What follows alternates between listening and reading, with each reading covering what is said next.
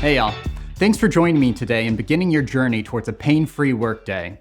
To start off, I'm going to go over the basics of an ergonomic setup for sitting at a desk and working. The setup is going to be the foundation to make all of the rest of our work a little bit easier. I know some of you might be thinking, but isn't sitting the problem? Shouldn't I just stand? The truth is, there is no perfect working position that will fix your posture or improve your habits. Any position is only as good as how well you do it. Your mechanics and the tension you hold will determine how good you feel. And unfortunately, humans are great at being tense in any position, sitting or standing. Now, ideally, you'd actually want to keep things moving and use many different positions throughout the day. But for those of you interested, I have a whole other video dedicated to alternative work positions. Today is just all about sitting. Tip number 1, use a flat, firm chair. Now, this might sound a little counterintuitive because if you're sitting all day, you might think it's better to have a cushion under you. However, softer chairs actually encourage slouching forward and curving forward, which puts a lot of pressure on your lower back. The same is true for chairs that have that little dip in them. A firmer chair also provides more support for your spine. Imagine standing all day on a wooden floor versus balancing on a soft pillow top bed. The cushion actually makes it way more challenging to keep upright. You need a solid foundation. Tip number 2, use both of your feet flat on the ground in front of you. The best thing about sitting is that you actually get 2 extra points of contact to support your weight. Like pillars under a building, the more support you have, the better, but you actually have to use them. So start to just become aware of all the times that you habitually cross your legs or you perch on your toes. And when you do notice, just return your legs to flat. Tip number 3, keep your hips above your knees.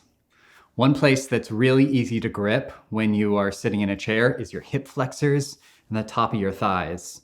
And when you get your hips up, it makes it a lot easier to let go there and actually be able to use your legs instead of slouching over and gripping like this. So find a chair where your hips can be higher than your knees. Tip number 4, avoid the middle of the chair.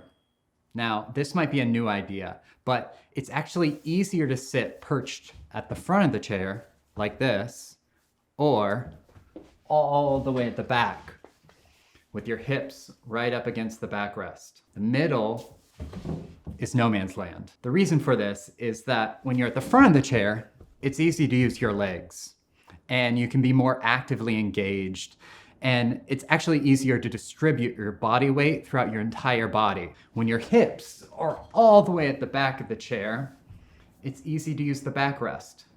You're already there and you don't have to collapse back. But when you're in the middle of the chair, it's hard to use your legs because you're kind of sitting on them. They're kind of trapped under you. And it's hard to use the backrest without collapsing back. So take your pick. Either be at the front of the chair, perched, or use the backrest. Or go back and forth throughout the day, but just avoid the middle. Tip number 5, move your screen to eye level. So one of the hardest things on our bodies is slumping over forward and just like looking down all day.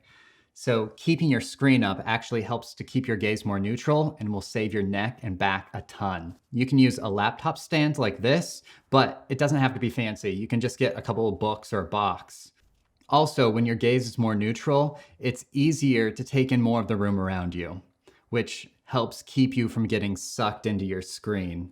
If you put a window in front of you, that's even better because there will be movement and natural light, trees, birds, anything to bring you out of your screen will help with burnout at the end of the day.